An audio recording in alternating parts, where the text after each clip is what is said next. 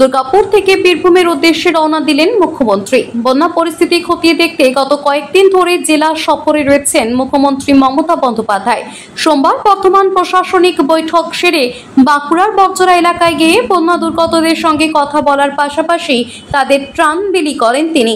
রাতে দুর্গাপুর সার্কিট হাউসে রাত্রি যাপন করেন মুখ্যমন্ত্রী। মঙ্গলবার সকালে সেখান থেকে বীরভূমের উদ্দেশ্যে রওনা দেন তিনি। সেখানে প্রশাসনিক বৈঠক করার কথা রয়েছে মুখ্যমন্ত্রীর।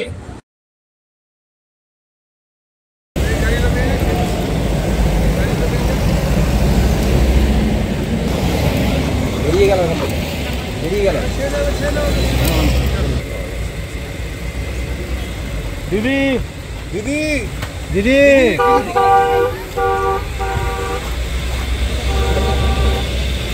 ইতিমধ্যেই মুখ্যমন্ত্রী মমতা ব্যানার্জি বীরভূমের যে প্রশাসনিক বৈঠক, সেই প্রশাসনিক বৈঠকের উদ্দেশ্যেই রওনা দিয়েছেন।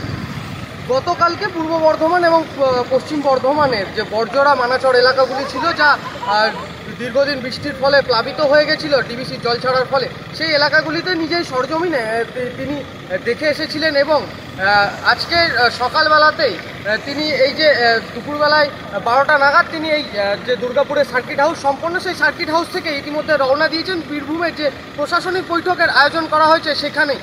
বীরভূমের বেশ কিছু জায়গা যা জলে প্লাবিত হয়ে গেছিল, সেই প্লাবিত মানুষগুলি, সেই দুস্থ মানুষগুলির পাশে দাঁড়াতেই নিজেই সরজমিনে খতিয়ে দেখে তাদেরকে যেন ভালোভাবে ত্রাণ বিলি করা হয়, তাদের যেন সঠিকভাবে ত্রাণ তাদের হাতে পৌঁছে যায়, তার জন্য বিভিন্ন কর্মকর্তাদেরকে সঙ্গে নিয়েই সেই এলাকাগুলি পরিদর্শন করবেন, এমনটাই সূত্রের খবর।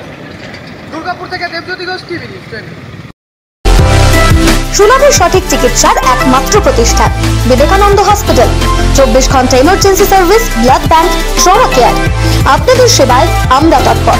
গুণমান ও পরিষেবায় দুর্গাপুর বিধাননগরের ডক্টর জাকির হোসেন এভিনিউর বিবেকানন্দ হসপিটাল শিল্পাঞ্চলের মানুষের মন জয় করেছে।